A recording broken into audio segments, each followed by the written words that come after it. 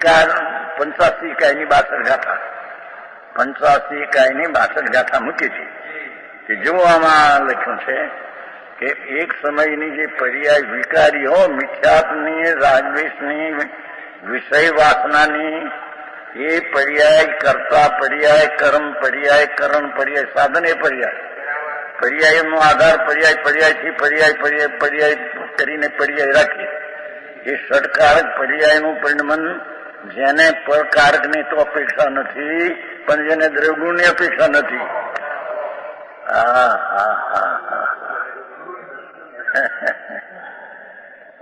કોળાહલ થઈ ગયો. આ લોકો મૂળમાં ભૂલ્યા. વિકાર ને કર્મનું અપેક્ષા નથી. આ પાઠ લીખો 85 ઇકાઈ 62 ગાથા. પરકારકની જેને અપેક્ષા નથી.